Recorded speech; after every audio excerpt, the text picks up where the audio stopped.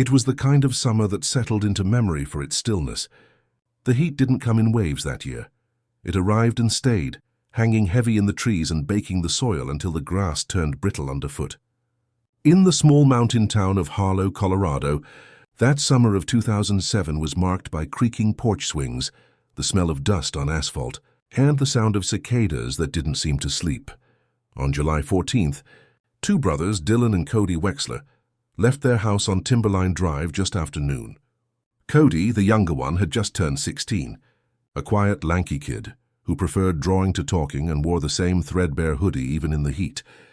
Dylan, 19, was broader-shouldered, confident in a way that Cody wasn't. He worked part-time at a local auto body shop and was saving for a used motorcycle. He'd just gotten accepted into a community college in Gunnison and was due to start in the fall. They told their parents, Mark and Janet Wexler, that they were meeting up with some friends for lunch, maybe heading to the quarry afterward. They never came home. For the first few hours, it didn't raise alarms. The boys were known to explore, sometimes disappearing for hours at a time. They knew the woods well. But when dinner came and went, and neither brother answered their phones, the quiet of the house began to feel hollow.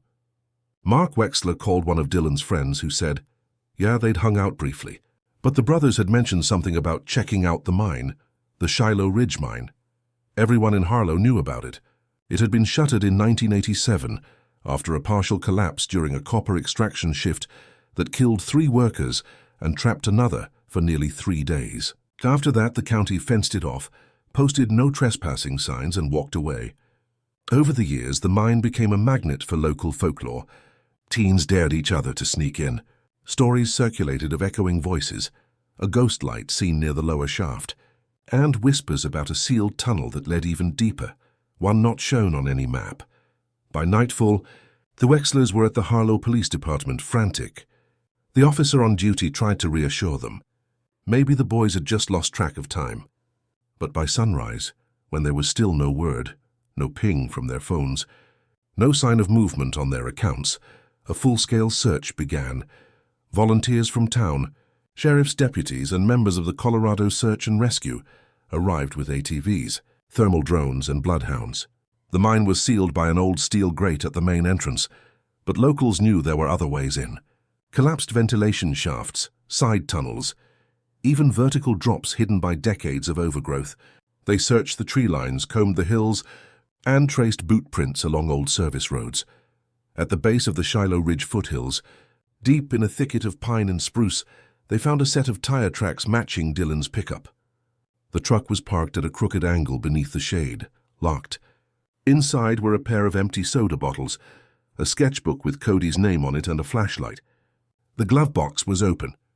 The keys were missing.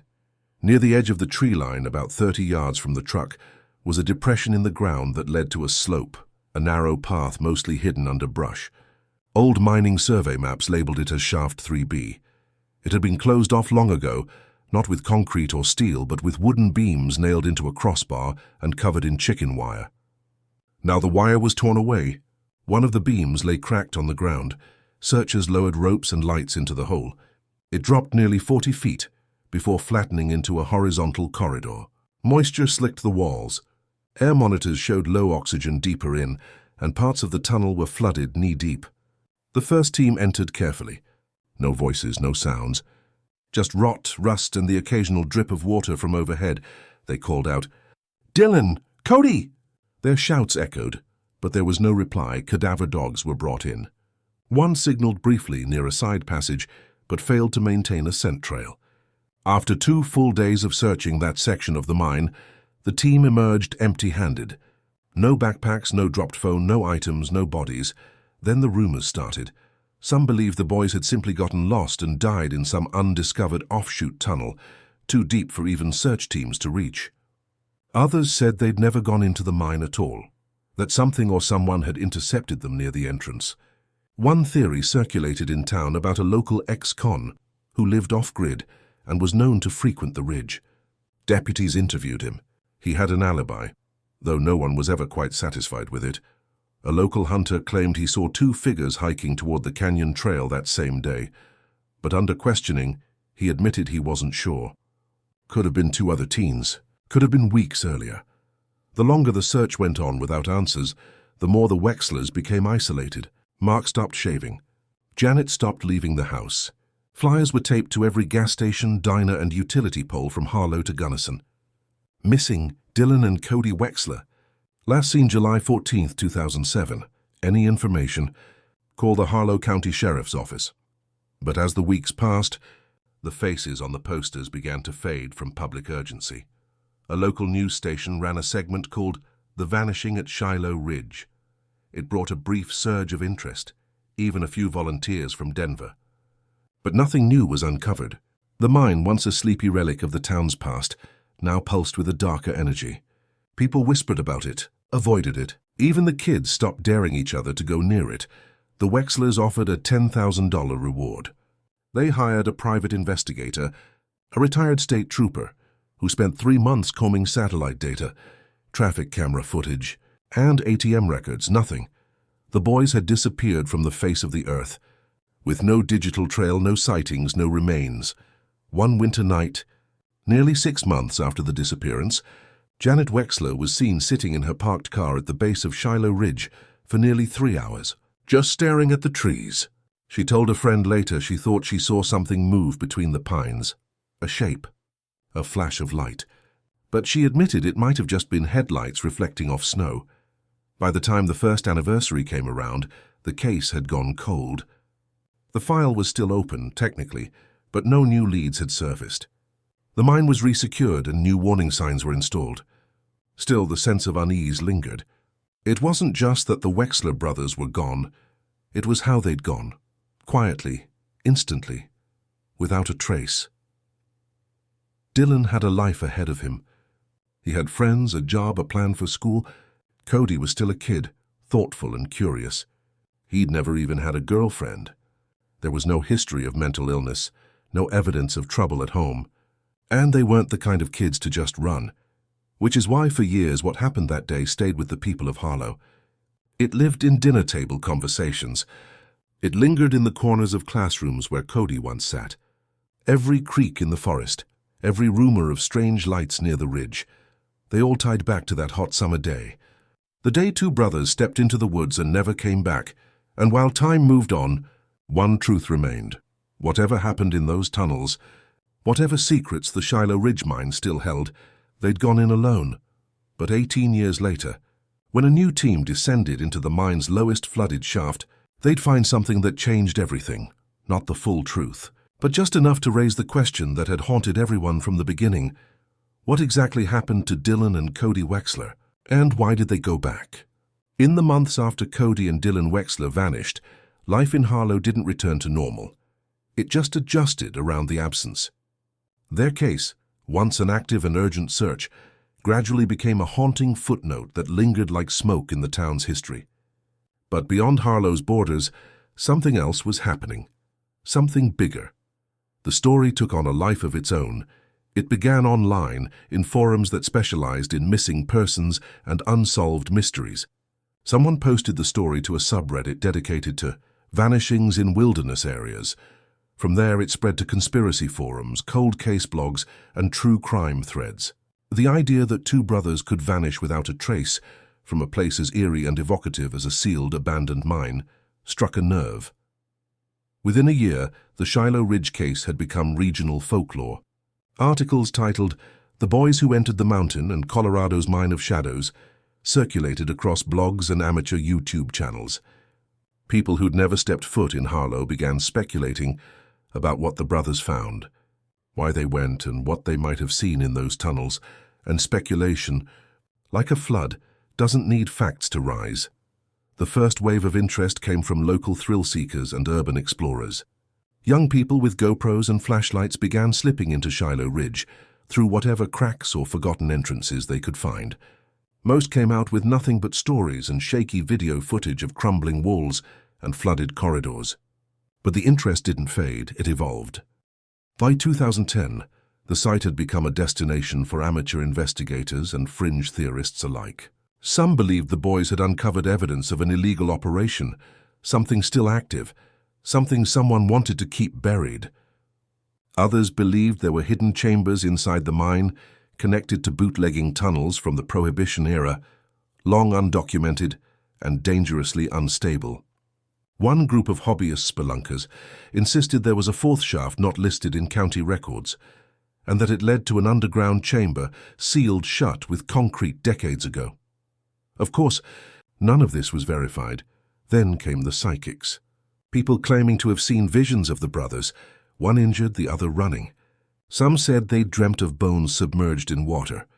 Others said they felt something in the mine, a presence that didn't want to be disturbed. Paranormal investigators filmed overnight documentaries there, speaking into the dark and recording EMF readings near collapsed beams. One YouTube team claimed to have captured a child's voice whispering, "Help me." But no clear evidence ever emerged. It was just noise, theories built upon theories, and every piece of speculation blurred the edges of what was once a clean-cut missing persons case. And then, in early 2012, something was found. It was a cold March morning when a pair of hikers discovered what appeared to be shredded clothing caught along the rocks of Dry Creek, about 2 miles downstream from the southern base of Shiloh Ridge. A faded blue hoodie, partially buried in silt, torn jeans, the waistband still intact but frayed. There was a smear of something on one sleeve, maybe blood, maybe rust. The local sheriff's office responded quickly, and the items were bagged, tagged, and sent to the state crime lab. At first, the town braced itself. The hoodie matched the one Cody was known to wear. The jeans were the same size Dylan wore. But weeks later, the DNA tests came back, negative match. The clothes didn't belong to either of them. Investigators couldn't determine whose they were. There were no recent reports of missing persons in that age range. Just like that, hope turned into another dead end. The discovery did, however, reignite something, a pulse of urgency that hadn't been felt in years. For a brief moment, it seemed like something might finally break open. Local deputies reopened the site for inspection. A new cadaver dog team was brought in, this time with better training and newer equipment. But again, the mine remained silent. No hits, no remains, just decades of rot and water and rock. It was around this time that someone came forward, someone who hadn't spoken publicly since the summer the boys vanished. His name was Isaac Norrin, a former friend of Dylan's. They'd grown up together, drifted apart during high school. Isaac had never been interviewed by media or included in early reports, but in a late-night podcast episode, he finally told his story. He said Dylan had confided in him about something strange he'd seen in the mine, something that spooked him enough to talk about going back with real gear and a camera. Isaac wasn't clear on what that something was, only that Dylan had sounded off the last time they spoke. According to Isaac, Dylan had gone back to the mine once before the day they disappeared.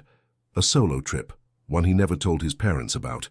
When Isaac pressed him on what he saw, Dylan said, "I think someone else is living down there." That line was all it took. Podcasters, investigators, and online sleuths latched onto the quote. A wave of renewed interest followed, and new theories emerged. What if someone had been living in the mine? A drifter? A fugitive? Or something more sinister? Colorado did have a history of fugitives retreating into wilderness.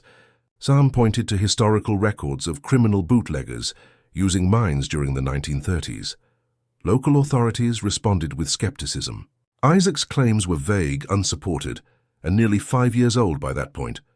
Still, the county approved a limited search operation around the perimeter and side shafts of the mine, citing public pressure and safety concerns. But once again, nothing.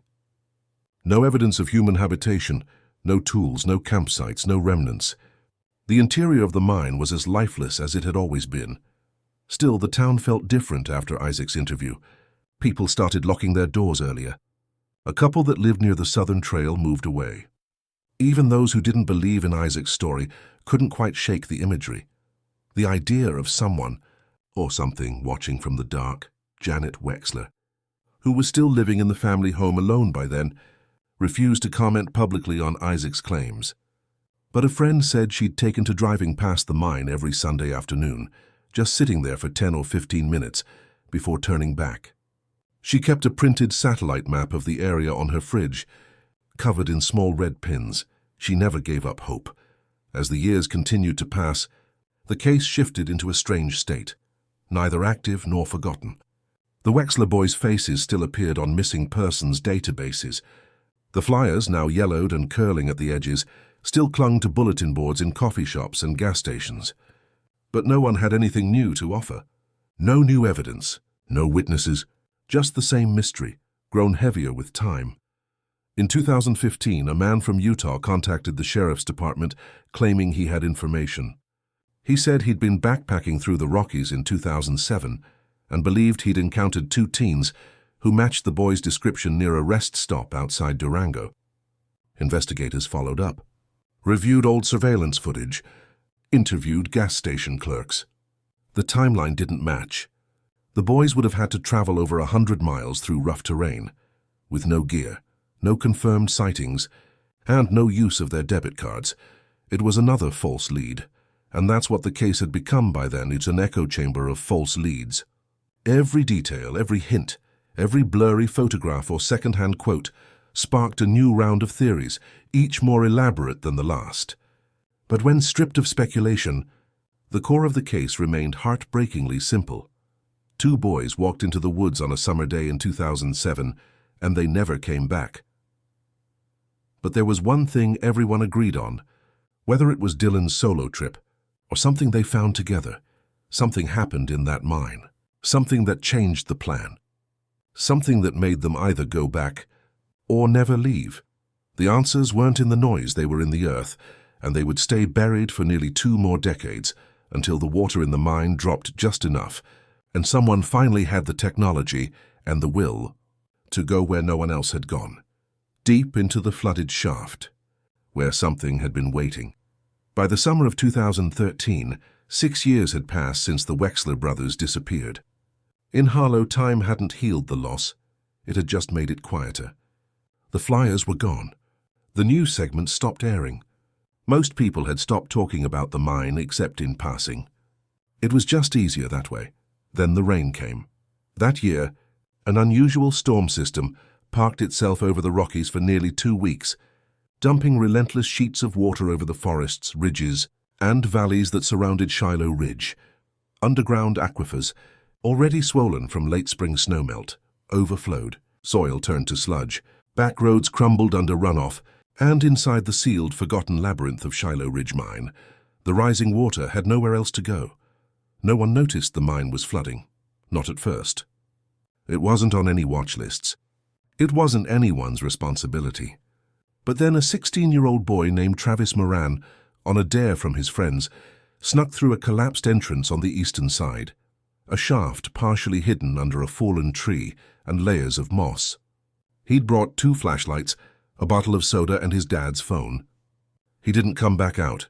His friends panicked and called for help. By the time rescue teams arrived, the rain was still falling, and visibility inside the mine was near zero. The air was damp and warm, filled with the thick smell of mold and minerals. Water had surged into multiple lower corridors, forming black, flooded shafts that stretched out into darkness. Divers were called in, not from Harlow, but from Gunnison's Emergency Response Unit, trained for confined underwater search. Travis was lucky. He'd gotten turned around and ended up on a ledge above the flooded lower shaft, hypothermic and dehydrated but alive. He was pulled out 12 hours after he went in. The story made the local papers, though it barely registered outside of the region. Another near tragedy at Shiloh Ridge, another close call. But something else happened during that rescue effort. Something far stranger.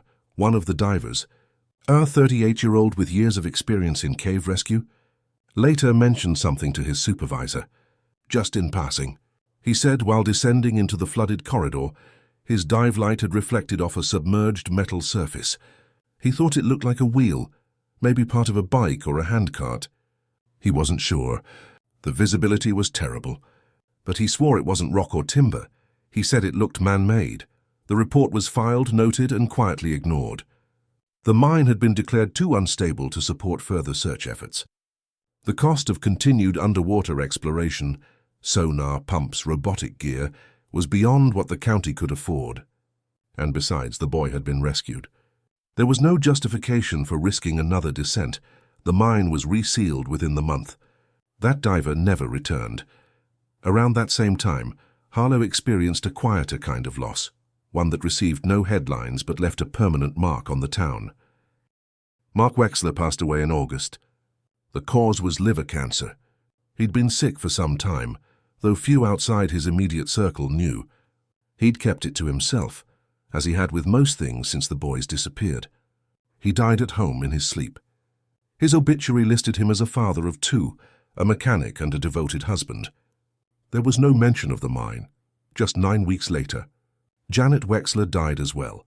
There was no official cause listed beyond complications related to heart disease, but those who knew her, the neighbors, the pastor, the male woman who used to chat with her at the box, said it felt like she just gave up. She stopped eating, stopped answering calls.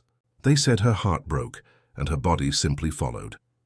At the funeral, only a few people came, some relatives, a handful of friends. A cousin from Denver inherited the house. The property was sold quietly that winter. No estate sale. No public listing. Just another house on Timberline Drive, changed over to a new name. By the time the snows melted in 2014, Harlow had changed. People still remembered the boys, but the raw edge was gone. In its place was a kind of numbness, the way you stop checking an old wound when it doesn't hurt anymore. There were no more search parties. No vigils, no interviews. Even the online threads began to die down, their last posts fading into silence like digital dust. The official record was updated. Cody and Dylan Wexler, presumed deceased. Cause of death undetermined. Case status inactive pending new evidence, and that could have been the end of it, if not for Martin Cray. Cray wasn't from Harlow. He was a retired detective from Larimer County, 3 counties northeast. He'd first learned of the case when it made regional headlines in 2008. Something about it had stuck with him. The clean break of the disappearance, the lack of physical evidence, the boy's history. He wasn't family. He wasn't even officially attached to the case, but obsession doesn't need credentials. After retiring, Cray quietly began digging. He visited Harlow several times between 2010 and 2015, often without anyone knowing. He requested old property records, mine inspection reports, geological maps. He filed 4 requests for unredacted versions of the original case files. He tracked down amateur explorers who had entered the mine over the years and interviewed them off the record. Most had nothing new to offer, but a few mentioned something odd, that some tunnels in the mine seemed to go deeper than the old maps suggested, that their compasses would flicker or spin when near certain walls. Cray wasn't a conspiracy theorist. He didn't post to forums. He didn't go on podcasts. But he did write letters, long detailed letters to local officials, state geological offices, even the governor's office at one point, asking for a renewed investigation, a proper dive with sonar equipment, or at the very least, a structural study. No one responded. By 2016, Cray was in his 70s, slower now, but still reading, still researching. He'd sit in the Gunnison Library, surrounded by boxes of case documents, overlaying old mine maps with topographical scans. He was convinced that the mine held something it wasn't supposed to. Not in a supernatural sense, but in a human one. A hidden space, an accident covered up, or maybe just a place no one had been brave enough or curious enough to explore properly. He believed the truth was still there, beneath the water, beneath the rot. And as time passed, he began to feel that it was only a matter of when, not if, someone would return to find it, not to find the boys. He was no longer that naive, but to find what they found, what made them go deeper, or what kept them from ever coming out. Because somewhere in the mine, past the places cadaver dogs turned back, beyond the floods and the cracks in the rock, something had been left behind, something man-made, and the rain was still rising. By the time 2025 arrived, the story of the Wexler brothers had faded from public memory. To most people outside of Harlow, it was just one of many rural cold cases, the kind that blurred into the background of America's long, haunted catalogue of disappearances. But in a quiet corner of the internet, on archived threads and buried blog posts, the story never really died. It just waited. It was a production assistant from Denver who stumbled on the case again. She was part of a research team working on a new docuseries, a high-budget project funded by a streaming platform, focused on America's forgotten subterranean spaces.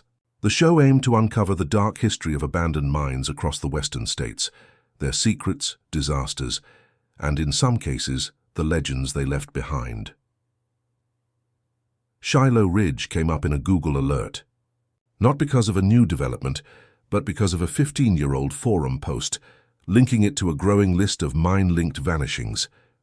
That assistant passed it along to the series director, and the director started reading. Within hours, he was obsessed. 2 brothers. A sealed mine. 0 trace. A camcorder never recovered. The parents dead. The whole case felt like something unfinished. And from a production standpoint, it was perfect. By April 2025, after months of permits, legal hurdles, and environmental assessments, the crew arrived in Harlow. They brought a skeleton staff, minimal noise, and a promise to treat the subject with respect. Locals were wary, but most of the town had moved on. There were no protests, no press, just a quiet return to a site that had, for nearly 2 decades, remained untouched. But this time, the team didn't bring just flashlights and handheld cameras.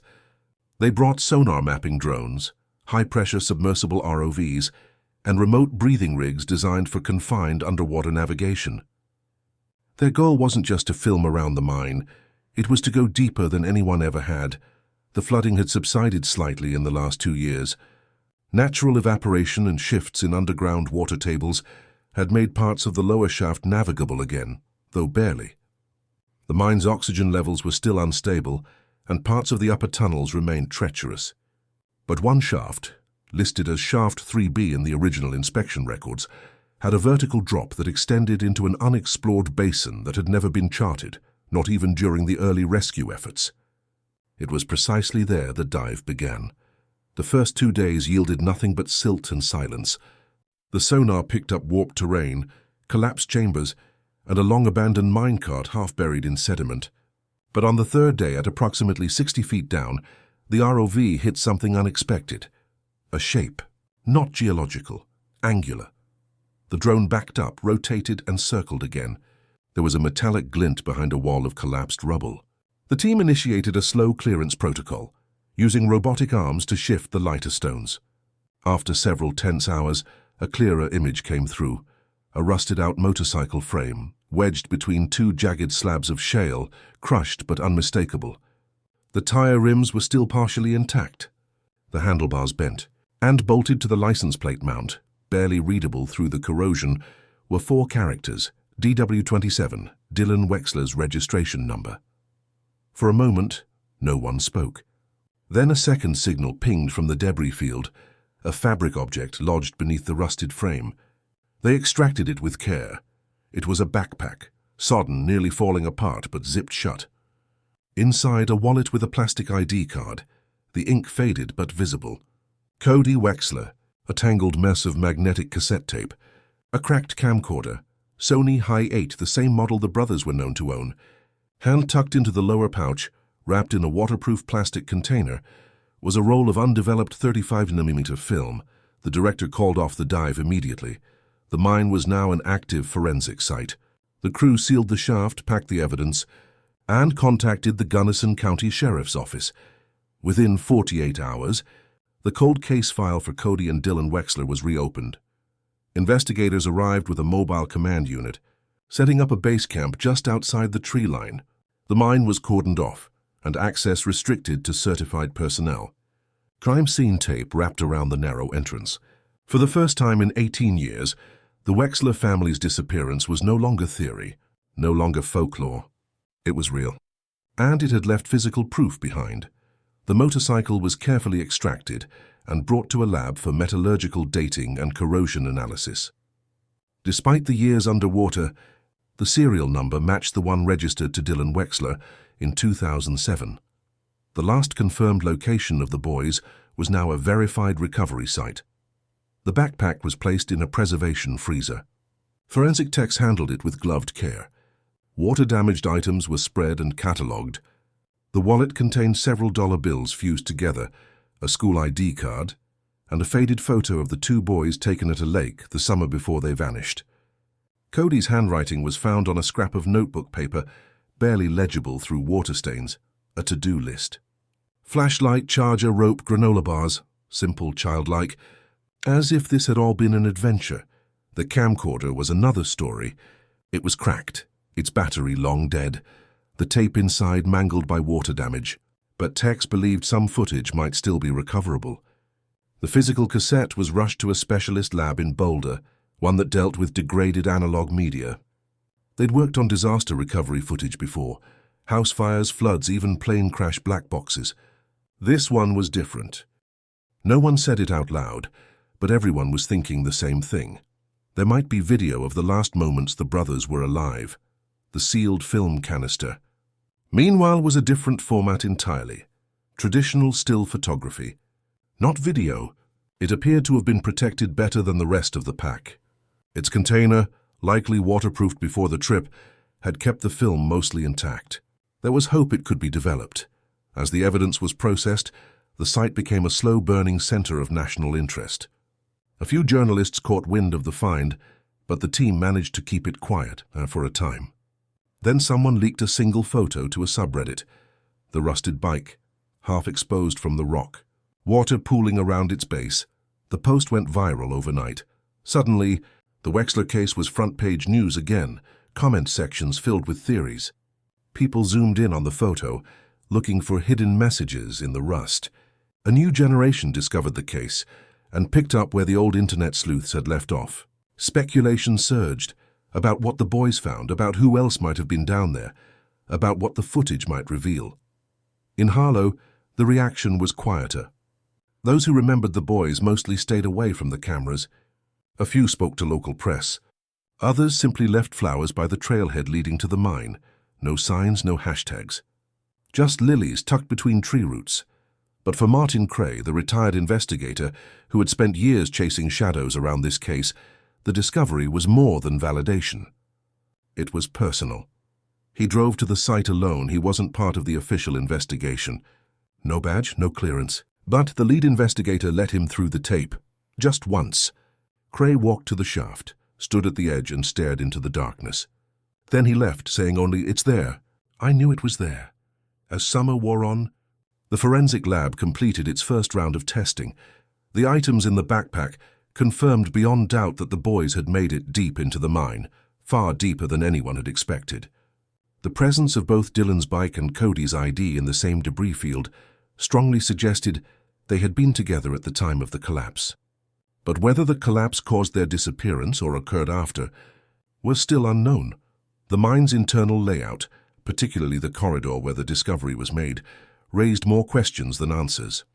Geological records showed no documentation of that shaft's extension beyond a certain depth. The passage where the bike was found didn't match any surveyed map. It appeared to have been a hidden service tunnel, likely undocumented, or sealed off in the 60s, which begged the question, how did the boys find it? And why did they go that far? Those answers, investigators hoped, might be found on the camcorder, or on the roll of undeveloped film. Those items were still being processed, but one thing was already clear. The Wexler case was no longer a ghost story, no longer an unsolved rumor passed around a dinner table. There were facts now, physical evidence, names on chain of custody forms, teams with gloves and clipboards and chain-linked storage units marked evidence.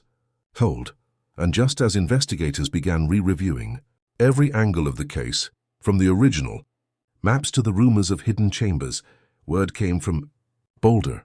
The film had been developed and the camcorder tape might still have a signal. The boys had left behind a record, a fragment of the story, and what it revealed would redraw everything we thought we knew about what happened in the dark. The footage took nearly 6 weeks to recover. The camcorder itself was beyond repair. Its housing cracked, its circuitry corroded from years underwater. But the high-8 cassette inside had survived just enough for the lab in Boulder to salvage partial data. Not all of it. There were gaps, moments too warped or silent to restore. But there were minutes, fragments of time caught between static, that made their way back to the surface. It began with ambient noise, footsteps crunching through grit and water, heavy breathing, and the low hum of a flashlight bulb straining in the dark. The video, once stabilized, showed 2 figures. Dylan, holding the camcorder, his voice teasing, Cody ahead of him, ducking beneath a rusted beam. They were laughing, whispering, joking about ghosts. Then the tone began to shift. The corridor narrowed. The walls pressed in. Condensation streaked the camera lens. Dylan's voice wavered. "I think this is where it turns," he said, though the audio was faint, distorted. Cody muttered something off camera. A clatter. Dust fell from overhead. One of them cursed under his breath. The camera tilted as Dylan turned a corner. It caught flashes of wooden supports, old mining tools half buried in mud, and the collapsed remains of what might have once been a ladder shaft.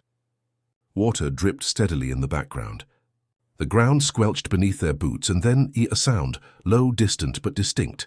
Not mechanical, not wind. Something else. Cody froze. The lens jittered as Dylan steadied the camera. They whispered. Try to joke again. But the fear was starting to creep in. Not full panic, but unease. That quiet shift in energy when play turns to threat. The footage jumped.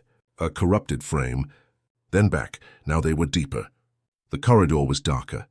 Only one flashlight remained, and it flickered at the edges. Cody appeared in frame again, his expression tight, his hoodie soaked. Behind him on the wall, barely visible, were scratches, long vertical grooves etched into the sediment layer. At first glance, they might have been tools marks, but something about the uneven depth, the jagged arcs, looked wrong. Dylan zoomed in, then pulled back. He whispered, "Did you hear that?" Cody nodded. There was movement, not in front of them, but behind. The camera swung too fast to catch anything clearly, just a blur of motion. Then nothing. Silence. They kept moving. The last 2 minutes of footage were the hardest to stabilize. The tape had warped, and the audio cracked with every frame. But one line, spoken low and terrified, came through with chilling clarity. "I see someone else down here." Dylan said it, almost in disbelief. Then the camera dropped. The image spun. The floor, a boot. A flicker of Cody's face turning, eyes wide. And then, from somewhere off-screen, barely audible beneath the distortion and static, a voice. Hoarse, distant, shouted from deep in the tunnel. "Go back." The tape cut out, that was all there was. When the lab technicians played it for the sheriff's office, the room reportedly went silent. One officer left halfway through. Another, a younger investigator who'd been assigned to the reopened case, stayed for hours replaying the final seconds again and again, trying to isolate the voice. Voice analysis returned inconclusive. No matches in any law enforcement database. No signs it had been spliced or altered. The vocal print suggested it was male, likely adult, and coming from a distance of at least 20 feet from the microphone, meaning someone else had been in the mine. The surviving roll of 35mm film was developed shortly after. The photos were worse. 32 images in total. Most were washed out, overexposed or blurred from movement. But a handful were recoverable. And they told a story that was somehow even more disconcerting than the video. In one photo, Cody stood near a collapsed ladder, pointing at a hole in the floor. His expression looked uncertain, lips pressed in a line. In another, Dylan's flashlight beam cut across a series of rusted support beams, and in the background, barely noticeable at first, were more of those same vertical claw-like grooves. But it was the final 2 photographs that shook everyone who saw them. The first showed the tunnel stretching into darkness. Framed at a distance almost by accident, but in the lower right corner, obscured by shadow, was the shape of a figure. Not Cody, not Dylan. The proportions were off. The outline blurred. The shoulders were hunched, the head angled downward. And the eyes, or what might have been eyes, reflected the flash in a way that didn't match the rest of the shot. Like the glint of an animal at night. The last photo was overexposed and damaged, but it captured the moment right before the flash cut out. Cody had turned, face half-lit, mouth open. Behind him, in the very back of the frame, the same shape appeared, closer this time. Motion blurred. As if moving toward them, investigators reviewed the images. Forensic analysts enhanced the shadows, adjusted contrast, ran the photos through recognition software. Nothing matched. No clothing tags, no facial features, no heat signatures they could decode. And still came that outline, that presence. They revisited Isaac Norrin's interview from over a decade ago, Dylan's estranged friend, who'd once claimed the boys had found something they weren't supposed to. He'd said Dylan believed someone might be living in the mine, At the time, most thought it was paranoid embellishment, a scared teenager filling in the blanks. Now it didn't feel so far-fetched. Theories re-emerged. That someone, a squatter, a hermit, an untraceable fugitive, had taken up residence in the mine. Or perhaps a network of tunnels connected Shiloh Ridge to older systems no one had mapped in decades. People pointed to abandoned bunkers from the Cold War era. Smuggling tunnels used by criminals in the 40s, old bootlegging routes, but still, there were no bones, no remains. No proof, other than the photos and video, that any other person had been down there. Law enforcement briefly explored the idea of foul play again. Perhaps someone had followed the boys into the mine. A drifter, a hunter, someone who saw them as a threat. But no suspects emerged. No DNA was recovered from the backpack or the bike. The water had erased everything. As word of the footage spread, locals in Harlow grew uneasy. Whispers returned. A few older residents claimed they'd always heard things. In the ridge, sounds at night, flashes of light through the trees. A retired ranger said he'd once seen footprints leading from the mine's edge into a thicket of trees, with no prints returning. The mine was reclassified as a hazard zone, sealed again, this time with reinforced steel plating, but speculation never sealed so easily. Some believed the boys had stumbled onto something ancient, a cave-dwelling predator, a feral survivor, a cult hideout long abandoned but never empty. Others said it was simply panic, noise in the dark, the echo chamber of a collapsing space amplified by fear. But one fact remained. The Wexler brothers were not alone in that mine. Someone had been there, just out of reach, just out of frame, and what they wanted, no one knew. The discovery left law enforcement with more questions than answers. Investigators combed through regional reports, missing persons, off-grid communities, even comparing the voice to known unsolved cases involving underground crimes. Nothing matched. Theories abounded, but evidence didn't follow. There were no skeletal remains, no blood trail, no personal belongings left behind by a third party. Just whispers, just shadows. The Wexler case had gone from a tragic disappearance to something else entirely. And now, with the camcorder and film made public, that something had a face, or at least a silhouette. But even as the forensic team closed their final report, listing the case as unresolved, circumstantial evidence of third-party involvement, one thing lingered in the minds of everyone who'd seen the footage. That voice, that distant, broken voice shouting, "Go back!" Not a warning, maybe, but a command, or worse, a taunt. And yet even that didn't prepare anyone for what would be found next. When they lowered the drone for a final sweep of the mine's lowest shaft, the one never accessed before, they discovered a passage partially buried in sediment. A chamber collapsed, but not empty. The last descent was never supposed to happen. After the footage surfaced, after the photos circulated, and speculation boiled over once more, the sheriff's office closed the site for the second and, they believed, final time. The debris field where Dylan's motorbike and Cody's backpack were found had been fully documented. The corridor beyond had collapsed in multiple directions. Engineers labeled it unstable. A final structural report recommended no further entry, not even remotely. Too risky, too little left to gain. But the documentary team, the one that had restarted all of this, disagreed. They had budget left, equipment, and a promise made quietly to themselves that they would follow the story until the last thread snapped. So without fanfare, without the media's knowledge, they requested a special extension from the county for one final ROV dive. Not into the same shaft, but into an adjacent one, a lower auxiliary tunnel, barely wide enough for a submersible drone. The plan was to complete a high-resolution sonar scan, map what was left, and close the book. No one expected to find anything new, but in late September 2025, nearly 18 years to the day that Dylan and Cody disappeared, the drone descended into water blacker than ink and moved slowly along the submerged passage.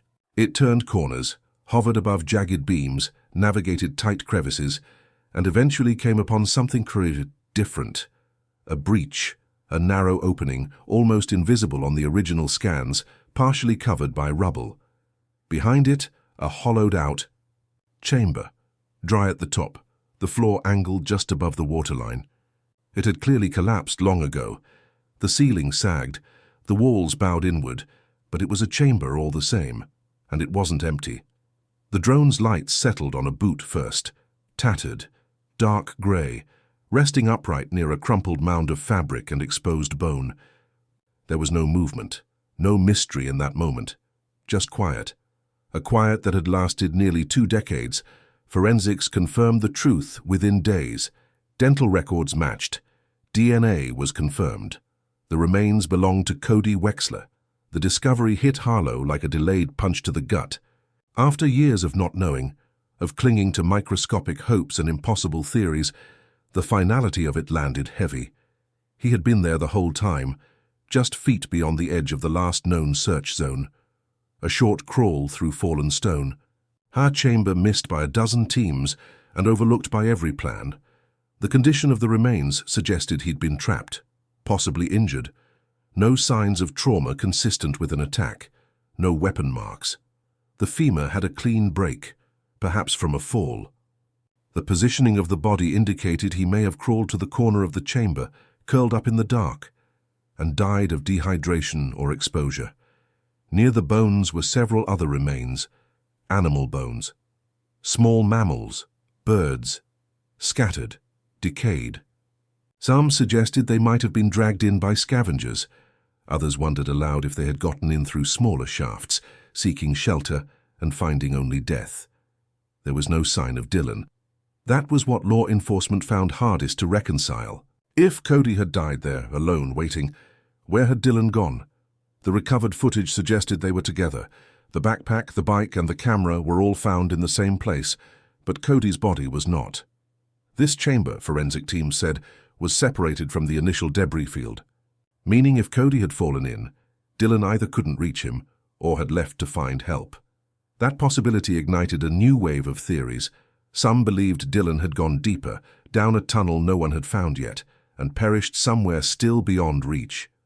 Others believed he'd gotten out, that he'd emerged disoriented, injured, and died somewhere in the surrounding forest, a body missed in the underbrush. Maybe dragged by animals, but a darker theory took root online, that Dylan had never left the mine. That he'd seen something, nor someone, and in the chaos had been taken. It wasn't just the footage and the whispered, "Go back," the shadowed figure, or the scratches on the walls. It was the silence, the way every physical clue in the case pointed to something unfinished. Incomplete. One brother found, one gone without a trace. The debate, once relegated to niche forums, surged again. Podcasters speculated over the remaining tunnels. Drone enthusiasts mapped theoretical routes from the collapsed chamber to unexplored zones deeper within the mountain. Paranormal investigators returned with new tech, swearing they picked up anomalous frequencies. Psychics again offered their visions, one claiming Dylan's spirit never left. But none of it brought closure. Law enforcement released a statement within days of the recovery. The chamber was sealed. The mine officially closed, permanently this time. Reinforced concrete would be poured into the main shafts. Entry would be restricted under state environmental code. They were done searching. The Wexler case would remain open, but inactive. Technically unsolved. In Harlow, the announcement was met with a strange, uneasy acceptance. The town held a candlelight vigil outside the community center. Locals gathered. A few of Dylan and Cody's old classmates came, now adults, standing quietly with children of their own. Someone read a poem. Another played a guitar softly.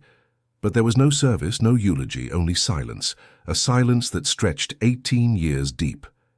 6 months later, the documentary aired. Titled Beneath the Ridge, it ran as the final episode. In the series, though everyone knew it was the reason the series existed at all, it opened with the story of 2 brothers, a forgotten mine, and a summer day that never ended. It followed the dive team's journey, the discovery of the motorbike, the footage, the photos, and finally, the recovery of Cody's remains. It left out the more sensational theories, the shadow figure, the claws, the voice in the dark. Those were shown but not explained, just presented. Just there. The ending offered no answers, only a simple title card. To this day, Dylan Wexler has never been found. The documentary triggered another wave of attention. Articles, interviews, podcasts. Comment sections flooded with speculation, condolences and questions. People argued about the evidence, debated the voice, replayed the footage frame by frame. Some claimed to see a second figure behind Dylan in the final moments, a blur, a shape, a reflection. Others saw nothing at all, but the truth, if it was ever down there, was buried long ago, and now sealed forever. The last known sighting of Dylan Wexler remains a few seconds of degraded footage, captured on a dying camera in the belly of a forgotten mine.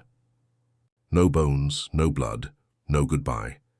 His brother was found curled in the dark, but he was alone, and for the Wexlers, for what was left of them, that was the final cruelty.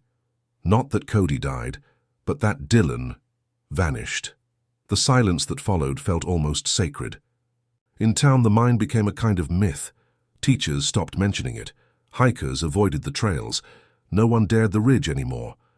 What had once been a local dare, a teenage proving ground, now loomed over Harlow like a wound that never closed. And deep beneath the earth, behind steel and concrete, a chamber still waits. One boy found, one forever lost.